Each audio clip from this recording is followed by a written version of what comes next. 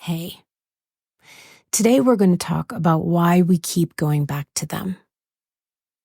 Do you ever wonder, why do I keep going back to someone who hurts me so much? There are many reasons we stay, but today I'm going to be vulnerable with you and share with you why I deeply loved a man who clearly didn't love me or himself enough to get sober. I kept going back because of his potential. I loved his potential. I was married to a great guy. He was funny, he was charming, he was smart, and he was very good looking. He had it all, the full package. And my big and sensitive heart could see very, very clearly all of his goodness. Honestly, it didn't feel like I had a choice but to love him. I was a magnet to his potential. I thought that if he could just be loving and wonderful all the time, our lives would be amazing.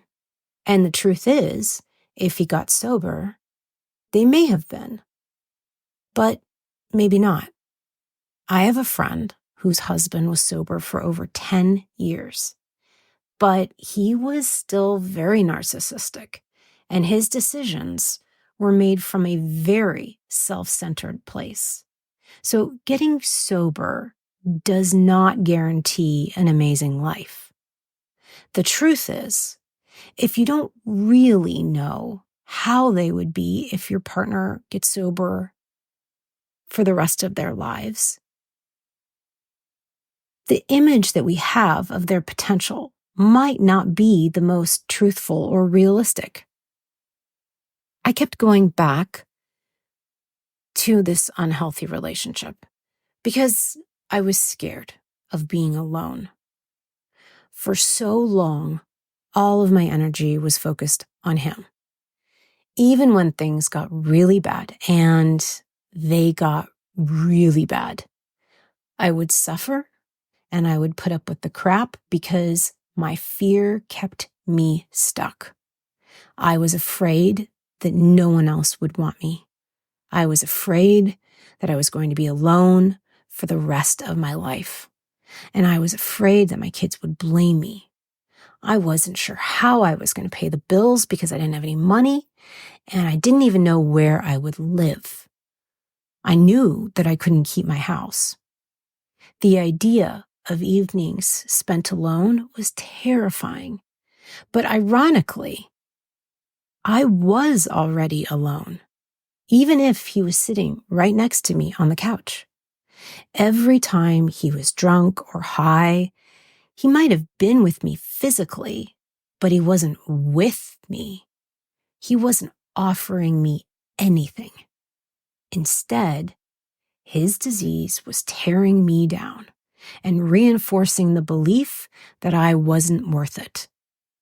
Once I actually left, I realized that it was far healthier to lie in bed by myself and read a good book or watch my favorite movie than lie in bed and wonder when he was going to join me and how drunk or high he was going to be when he finally came home. That's the kind of trick this disease plays on us. It convinces us that lying there worrying if he will ever get sober is better than lying there in peace by ourselves. And that's just crazy. I kept going back because I didn't want to look at myself. I thought that if I finally left him, I would be able to find a happy and healthy relationship as long as the man was sober. But here's the truth. I needed to do my own work. I had to take a good long look at myself and say, where do I need to grow? Am I too needy? Yeah. Do I look to other people to tell me how I should feel? Mm-hmm. Do I change my mind? A lot. Check. Am I good at taking care of myself? Or do I become resentful when other people don't meet my needs? The latter. These are all things that I needed to work on before I got into another relationship. And actually, before I decided to leave my marriage.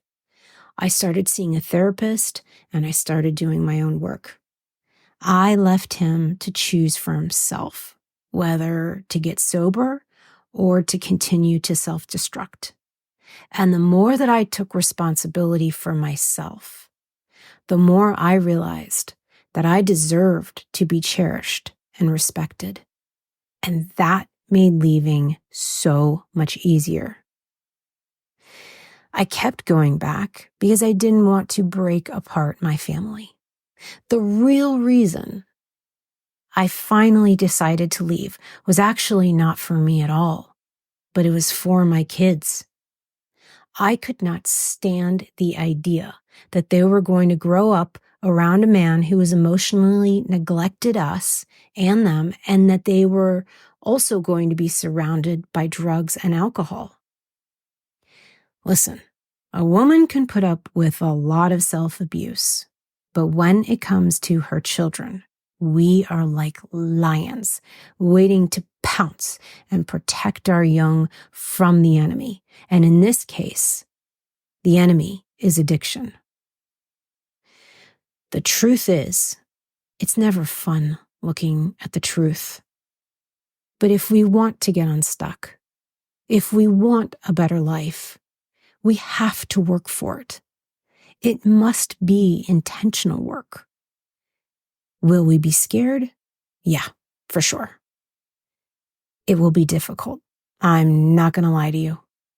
But it's worth every tear, every drop of sweat, and every heartbeat, because our life is worth it. And it's not too late. No matter how old we are, our future is worth the struggle and the battle. And facing our truths will unlock our heart's healing. We don't have anything to be embarrassed about. We're all in the same boat here. We get you. This disease has beaten us up, but we will get through it together. We are not powerless. We will be our own biggest advocates, and we are strong, and we are courageous.